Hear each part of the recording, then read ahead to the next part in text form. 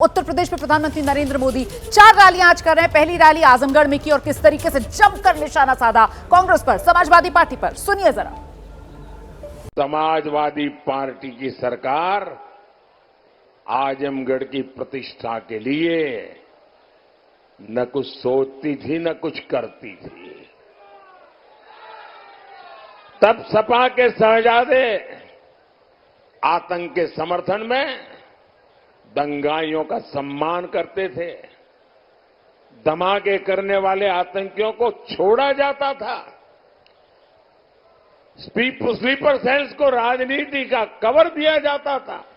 इसी रवैये के कारण देश भर में आतंकवाद फला फूला। सपा कांग्रेस दल दो है लेकिन दुकान एक ही है। ये झूठ का सामान बेचते हैं। ये तुष्टीकरण का, परिवारवाद का और भ्रष्टाचार का सामान बेचते हैं। केजरीवाल जो हैं वो अखिलेश यादव के साथ इंडिया गठबंधन की एकजुटता दिखाने के लिए लखनऊ में मौजूद थे, लेकिन वहां पर स्वाति मालीवाल के मुद्दे को लेकर मीडिया के सवालों से घिरते नजर आए।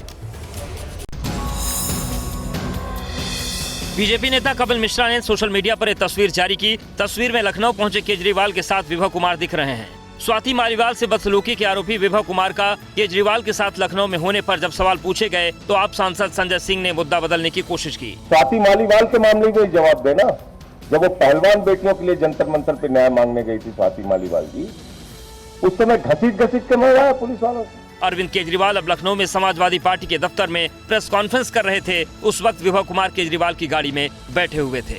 स्वाति मालीवाल से मारपीट करने के आरोपी विभव कुमार बैठे हुए हैं मुख्यमंत्री अरविंद केजरीवाल की गाड़ी में। ये जो ग्लॉस्टर है उस गाड़ी में बैठे हुए हैं विभव कुमार और खुद चलकर मुख्यमंत्री अरविंद केजरीवाल के साथ दिल्ली से लखनऊ पहुंचे हैं। प्रेस कॉन्फ्रेंस हुई यहाँ पर, यानी समाजवादी पार्टी के दफ्तर में अखिलेश यादव मौजूद थे, संजय सिंह मौजूद थे, लेकिन ऐसे में विभव कुमार ने कोई जवाब नहीं दिया। विभव कुमार गाड़ी में बैठे हुए हैं। चुनाव प्रचार के बीच प्रधानमंत्री नरेंद्र मोदी ने एबीपी न्यूज से एक्सक्लूसिव बातचीत की, जिसमें प्रधानमंत्री नरेंद्र मोदी ने महाराष्ट्र में उद्धव ठाकरे, शरद पवार की पार्टियों को नकली पार्टियां करार दिया। शिवसेना, एनसीपी दोनों आज एनडीए के गठबंधन के हिस्से हैं। दूसरी बात है कि ऐसे कैसे लोग हैं कि कोई उनकी पार्टी चोरी जाए और सोते रहे, तो ऐसे लोगों को तो एक वोट नहीं देना चाहिए। जिनमें अपनी पार्टी को संभालने का ताकत नहीं है वो देश क्या संभालेंगे। कोई आकर के उनकी पार्टी जो रोते रहते हैं, आंसू बहाते हैं, इनके प्रति तो देश को नफरत है कि ऐसे कैसे। बाड़ा साहब जी का परिवारजन ऐसे हो सकते हैं? अरे वो तो मर्द के बच्चे होने चाहिए। किसकी ताकत है को कुछ ले जाए? इसका मतलब कुछ गड़बड़ उनके अंदर है, उनके पारिवारिक झगड़े हैं, उसका ये परिणाम है। भारतीय जनता पार्टी को और एनडीए अलायंस को देश की जनता ने 400 पार कराने का फैसला कर लिया है। हिंदुस्तान में मैं जहां जहां गया हूं, बच्चा बच्चा 400 पार के मूड में है।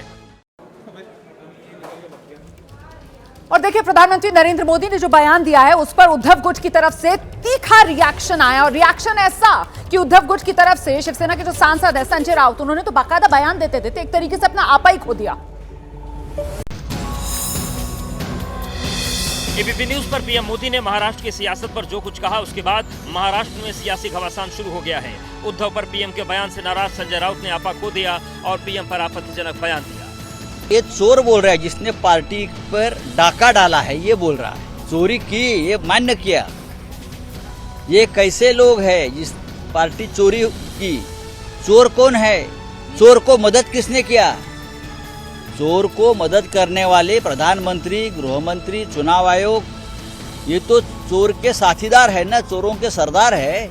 और यही बोल रहे हैं। इसीलिए तो हमको ये देश में परिवर्तन लाना है और संविधान की रक्षा करनी है। पार्टी हमने पूरी तरह से संभाल ली है और 4 जून को पता चलेगा पार्टी कौन है, शिवसेना कौन है, राष्ट्रवादी कांग्रेस कौन है और बीजेपी कहाँ है। ये 4 जून को पता चलेगा। मोदी जी 24 चुनाव के बीच ममता बनर्जी का नया बयान आया और ममता बनर्जी ये दावा कर रही हैं कि 24 चुनाव में इंडिया गठबंधन की सरकार बनने जा रही है और टीएमसी मतलब ममता की पार्टी उसे बाहर से समर्थन देगी।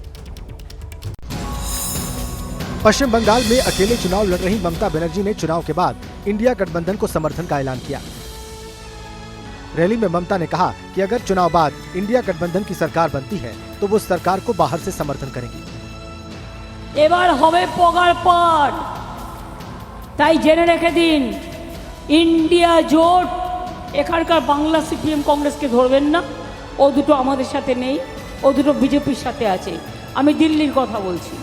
ইন্ডিয়া জোটকে নেতৃত্ব দিয়ে বাইরে থেকে সব রকম সাহায্য করে আমরা সরকার গঠন করে দেব, যাতে বাংলায় আমার মা বোনদের কোনোদিন অসুবিধে না হয়, আমার 100 দিনের কাজে কোনোদিন অসুবিধে না হয়। पश्चिम बंगाल में टीएमसी और कांग्रेस के बीच सीट बंटवारे को लेकर बात नहीं बनी थी। पश्चिम बंगाल में कांग्रेस और टीएमसी एक दूसरे के खिलाफ चुनाव लड़ रहे हैं।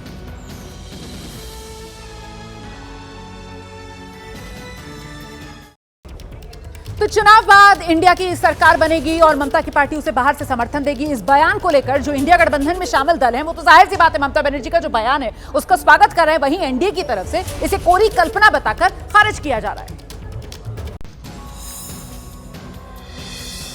चुनाव बाद इंडिया गठबंधन के समर्थन के ममता बनर्जी के बयान का विपक्षी नेताओं ने स्वागत किया है। इंडिया गठबंधन में शामिल दलों ने कहा कि बीजेपी के खिलाफ लड़ाई में ममता बनर्जी की बड़ी भूमिका है। क्या ममता जी हमारी दीदी है, ममता जी भी हमारे साथ लड़ाई में शामिल है। वो भी नरेंद्र मोदी अमित शाह की तानाशाही के खिलाफ अकेली लड़ रही है, वो हमारे साथ ही रहेंगी।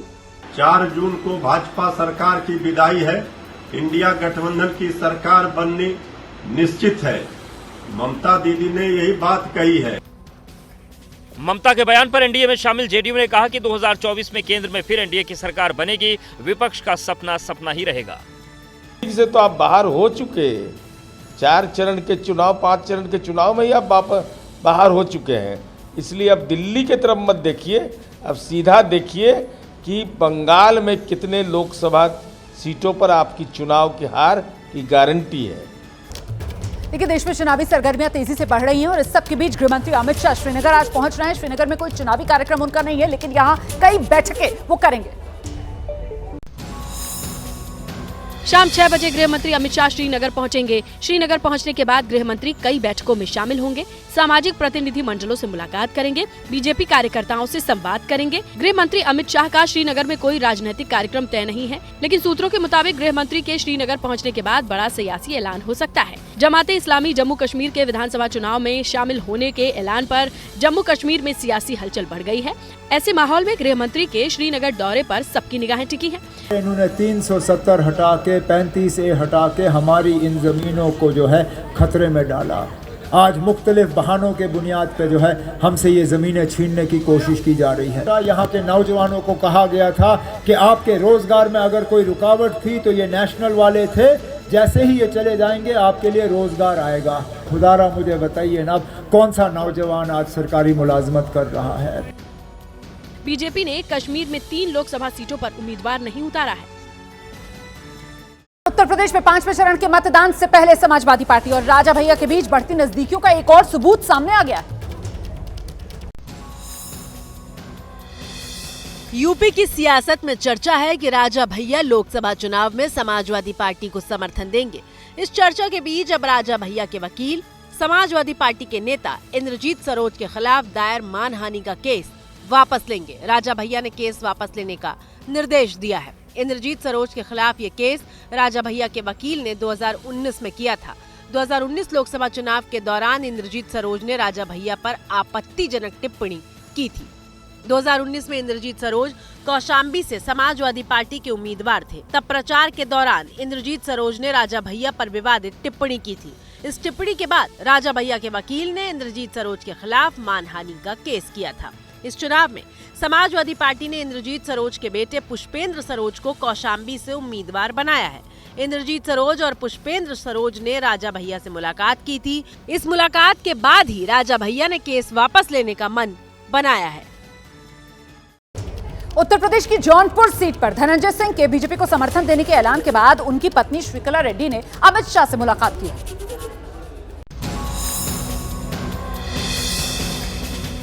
अमित शाह से मुलाकात की तस्वीर श्रीकला रेड्डी ने अपने अकाउंट पर शेयर की है। दिल्ली में हुई इस मुलाकात को श्रीकला रेड्डी ने शिष्टाचार भेंट बताया, लेकिन इस तस्वीर के सामने आने के बाद जौनपुर में चर्चाओं का दौर गर्म है। मंगलवार को धनंजय सिंह ने बीजेपी के समर्थन का ऐलान किया। बुधवार को दिल्ली में श्रीकला रेड्डी की अमित शाह से मुलाकात हुई। इससे पहले धनंजय सिंह ने कहा था कि श्रीकला रेड्डी बीजेपी में शामिल हो सकती हैं। श्रीकला जी बीजेपी ज्वाइन कर सकती हैं क्या? कुछ ऐसा है क्या? ऐसी कोई बातचीत चल रही है? अब श्रीकला जी से ही आप पूछ लीजिएगा, क्योंकि तो भारतीय जनता पार्टी में उन्होंने काम किया है, हो सकता है पार्टी अगर उनको अप्रोच करेगी तो उनका विचार है। आपको कोई एतराज उसमें नहीं? नहीं, पहले भी नहीं था, मुझे आज भी नहीं, मुझे कोई एतराज है। मैं अपनी राजनीति कर रहा हूँ, इंडिपेंडेंट में। आप इंडिपेंडेंट? बिल्कुल। हमारे एक एक सहयोगी जो हमारे साथ हैं वो सब लोग वोट करेंगे भारतीय जनता पार्टी। चुनाव में या आगे भी रहे? इस चुनाव में, इस चुनाव तक समर्थन है मेरा, इस लोकसभा, चूंकि मैं नहीं हूँ। अरविंद केजरीवाल आज से पंजाब में चुनाव प्रचार अभियान की शुरुआत करने जा रहे हैं और अंतरिम जमानत पर जेल से बाहर आने के बाद यह अरविंद केजरीवाल का पहला पंजाब दौरा होगा।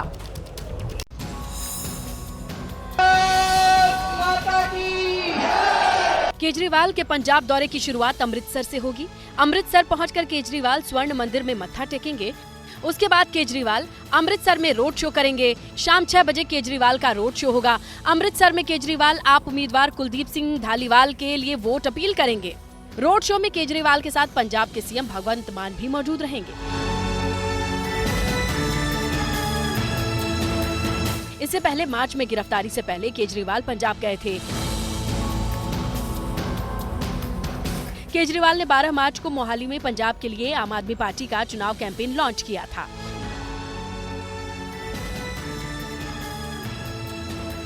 पंजाब में आम आदमी पार्टी सभी 13 सीटों पर चुनाव लड़ रही है।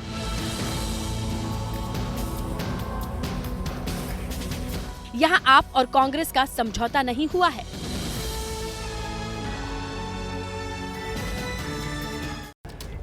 देखिए, झारखंड की गोड्डा लोकसभा सीट पे बीजेपी की तरफ से निशिकांत दुबे एक बार फिर चुनाव मैदान में है और कांग्रेस की तरफ से प्रदीप यादव उनको टक्कर दे रहे हैं और प्रदीप यादव जो हैं वो चुनाव प्रचार में अनोखे अंदाज में नजर आए। देखिए,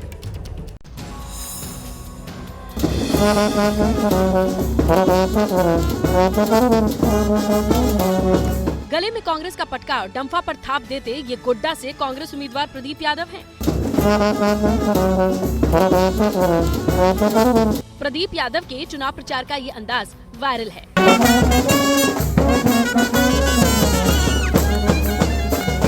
गोड्डा में प्रदीप यादव की टक्कर 3 बार लगातार चुनाव जीत चुके बीजेपी के निशिकांत दुबे से है। मुकाबला कांटे का है, शायद इसीलिए प्रदीप पूछ रहे हैं, मेरे अंगने में तुम्हारा क्या काम है।